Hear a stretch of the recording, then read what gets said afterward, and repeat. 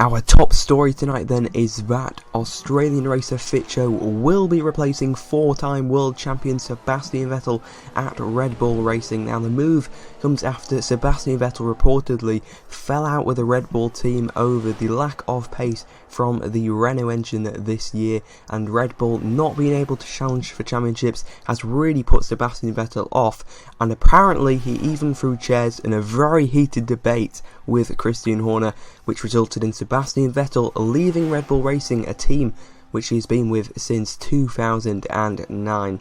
This means then that Fitcho will be a Red Bull Racing driver, and it's no surprise after a fantastic season with the Toro Rosso team, which saw him of course win in Monte Carlo and get podiums in Spain and Silverstone. He's outpointed his teammate Jean-Eric Vergne 71-11. Fitcho was very bullish about his chances for this year and even said that he wants to put Daniel Ricciardo away from the very first race together. There's no doubt that he wants to become the #1 Australian in Formula 1. Consequently, Russian racer Danny Kvyat earns promotion to the Toro Rosso team, and despite only being 20 years of age, the 2013 GP3 champion says he's more than ready for the challenge of Formula 1. He'll be making his debut for the Toro Rosso team at this weekend's Belgium Grand Prix.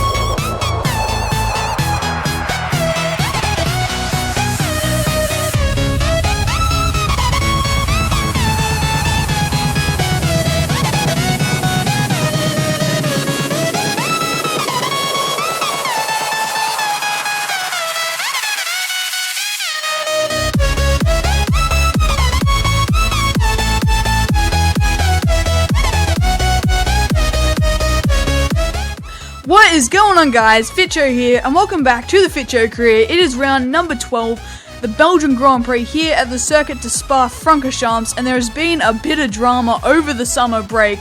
As you have just heard, Sebastian Vettel got into a heated argument with Christian Horner about the reliability and performance of this year's Red Bull, and there ended up being chairs thrown, and Vettel got sacked effective immediately, and they called me up from Toro Rosso to replace him and take his Red Bull seat. So we're here in the Red Bull, a bit of a step up from our Toro Rosso. Hopefully we can do well. We're gonna have to spend a race or two to get used to this new car, but hopefully we can do what Max Verstappen did in real life and go out and win our first race with our new team. I highly doubt that at a circuit like this, which is very high-speed nature, especially with the two very, very long straights here at Spa. But Daniel Kvyat has come in to replace me at Toro Rosso. I just want to quickly apologize for not uploading a video last week of this series.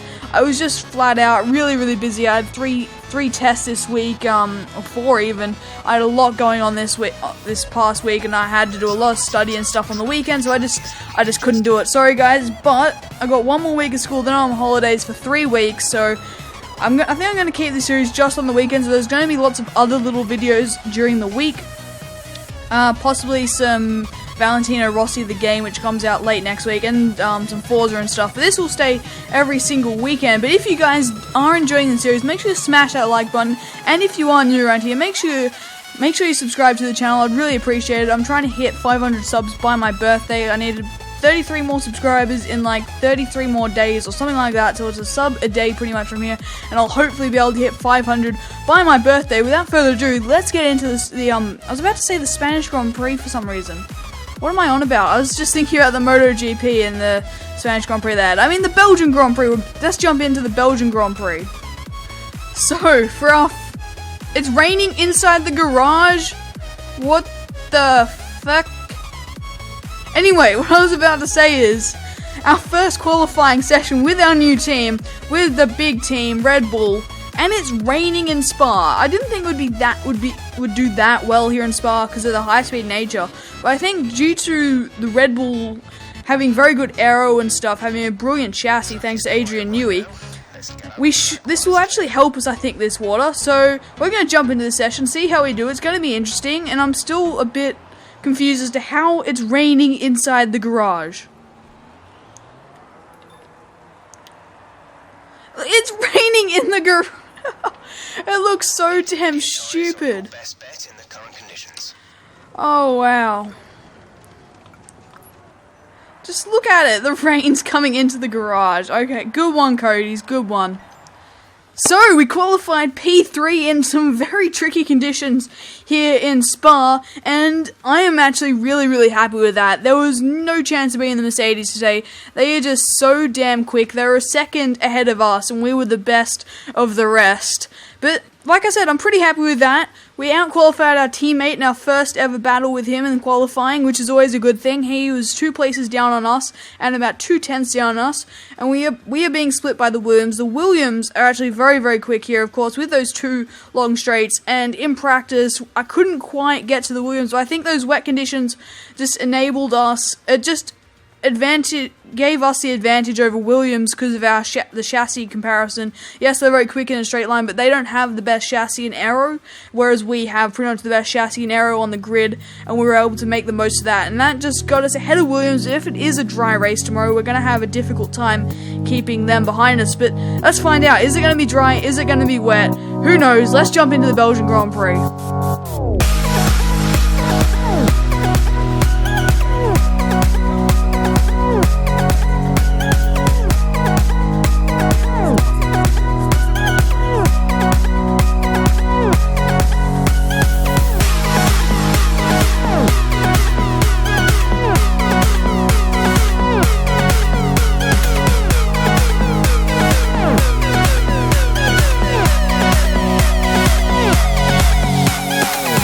So here we are on the grid, and it is wet again. It looks like intermediate tyres. Let's have a look at the strategy. They're saying it's going to be inters. It looks like it's going to be staying wet the entire race, according to the race strategy. Or I guess we'll find out once we jump into the race. But it's going to be interesting heading down into La Source. Wet conditions, lots of wheel spin off the line. I struggle enough with F1 2015 starts. Add in some wet weather. It's going to be interesting. Hopefully we can try and hold on to our 3rd place or even make up some positions as we head down into the first corner. But I think if we do have any car with a Mercedes engine behind us down the Camel Straight, we're going to get absolutely swamped. Without further ado, let's jump into the race. It's the Belgian Grand Prix. Here we go. In the rain, 4 lights, 5 lights. Lights out and away we go. I've had to be so damn careful on the throttle. I've actually got a decent start, and I've dive bombed the Mercedes into La Source. A massive dive bomb. We're running side by side with one of them as we're heading up to Eau Rouge in wet conditions. Nah, I just didn't have the speed. Someone's going up my inside into Eau Rouge. It's okay. We've held on to the position. I think that was Rosberg. We've actually got the run on Lewis Hamilton, who's squeezing us to the outside. We had to go to the outside here. We've actually got a fair bit of straight line speed, and there he's starting to get back faster, get the car stopped and turned, give him some space on the outside. He's still there, and we've got the move done for the lead of the race. Now the question is, can we hold it? It's very tricky conditions here in Spa. Spa is a tricky enough track as it is. Throw in some wild weather, this is a challenge, and some Mercedes behind you when you got a Renault engine. Oh no, I ran a bit deep into La Source.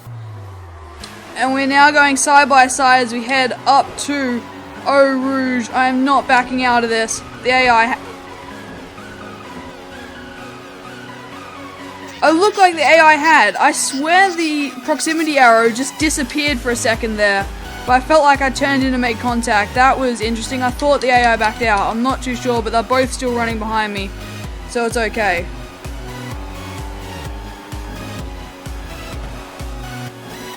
Oh no, he's going to the inside of Eau Rouge.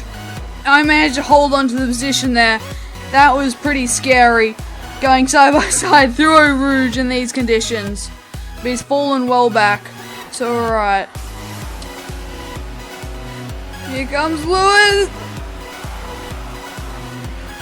Oh, I caught it. Here we go into the pit lane, the end of lap number 7. For, I'm assuming, some new inters. These ones are pretty destroyed, so we're going to get some new inters, I assume.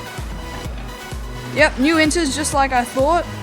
Oh no, we've been held! Oh, we got held. For God's sake. Damn Ferrari, we got held by the Ferrari. I think that was Kimi Räikkönen. That is very frustrating. It's going to make it very difficult to actually stay out and come out ahead of Lewis Hamilton in our little battle with him. And we actually come out behind Valtteri Bottas, who's got an undercut on us there. Very interesting. We're going to have to try and find our way past him. I'm not sure how we're going to do that. Actually, I am sure how I'm going to do that. Got a much better run, even on the cold tyres somehow, through Eau Rouge. I guess it's just our chassis is that superior to the Williams. Oh shit, he's still on the inside! I thought I gave him acres of space there, but apparently not. And there's Lewis Hamilton in front of us. He did come out in front of us, just like I suspected. Being held, and then that little collision with Bottas, there's no chance we're going to come out in front of him with his pace. But he's getting held up by K-Mag, and this could be our opportunity to get back in front of Lewis.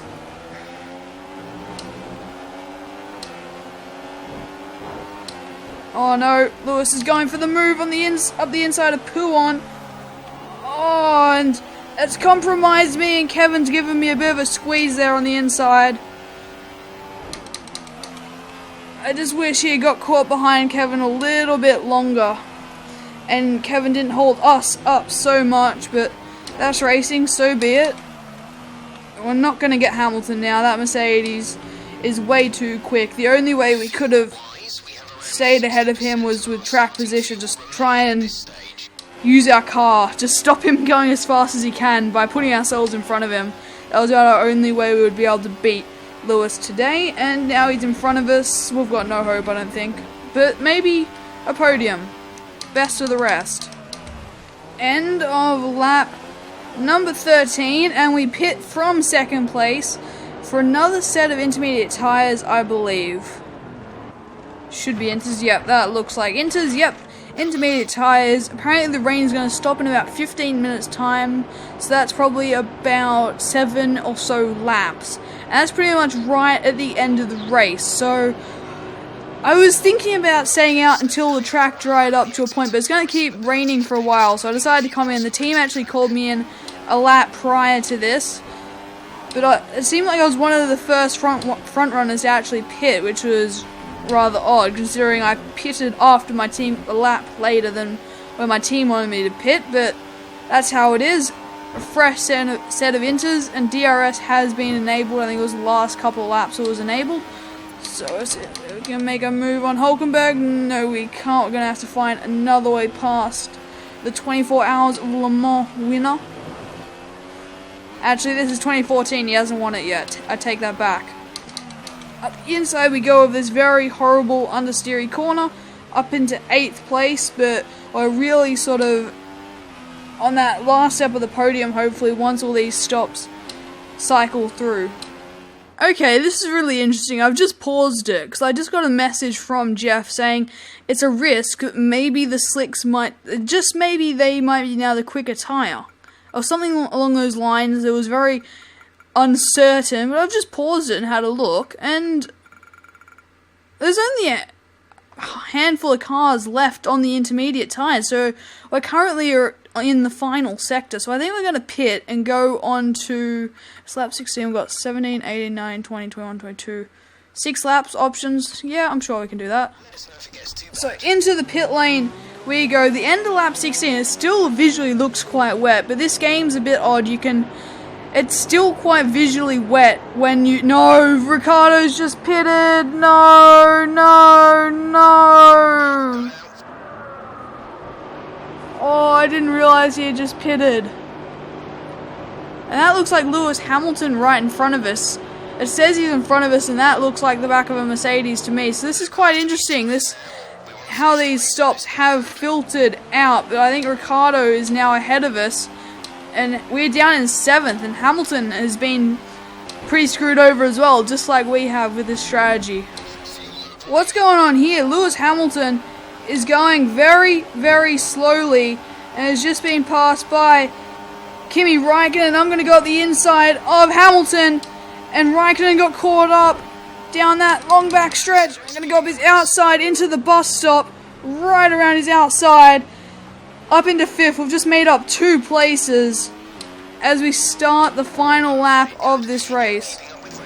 We're into the final sector, and here comes Kimi Räikkönen around our outside. We're going to go side by side into Blanchiment, and he just can't hold it around the outside.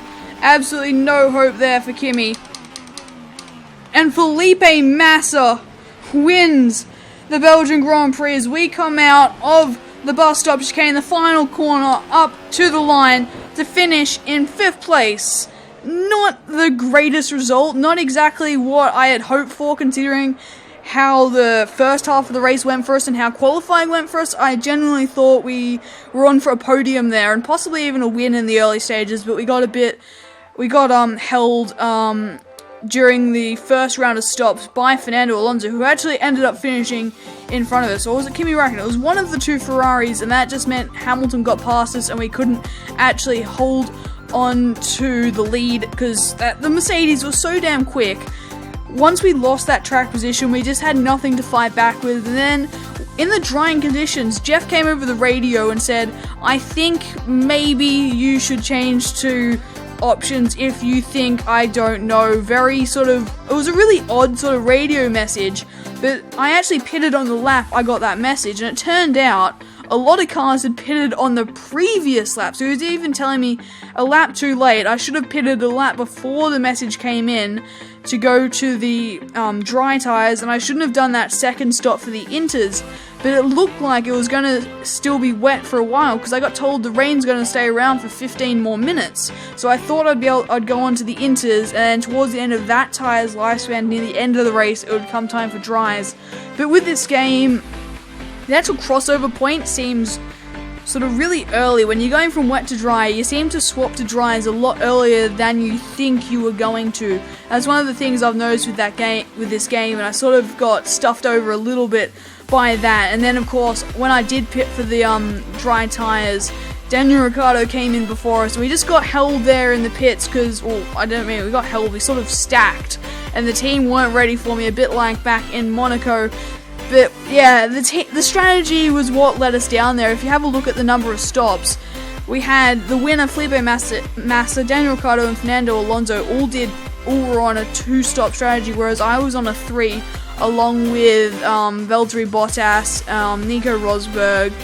Lewis Hamilton's actually on a 4. I think he had to make another stop. I think he got some front wing damage. That's why he was going so slow near the end of the race. But if you have a look at that, if it wasn't for the drying conditions, everyone probably would have been on a 3 stop, and we would have probably been 3rd place, like I talked about. But that's racing. That's how the cookie crumbles sometimes. So after all that, Felipe Massa has won the Belgian Grand Prix from Nico Rosberg. Then our teammate Daniel Ricciardo take up the 3rd step on the podium.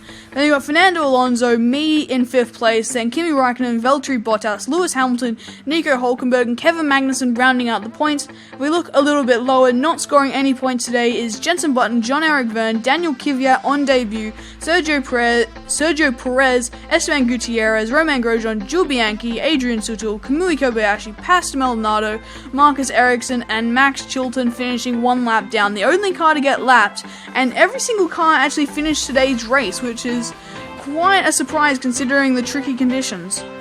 So if we have a look at the championship standings, Nico Rosberg has taken the lead of the championship from Lewis Hamilton, then Daniel Ricciardo in 3rd, Felipe Massa and Sebastian Vettel, and we are down in 9th place, about 18 points off Kimi Räikkönen. In the Constructors, Mercedes are miles ahead, over 100 points to their nearest competitor, which is us, Red Bull Racing in second, then Williams and Ferrari in fourth. But that is all for today. I hope you guys have enjoyed this Belgian Grand Prix here in the rain. If you have, make sure you smash that like button. If you are new around here, make sure you subscribe to the channel. Thanks for watching, and I'll see you all next time.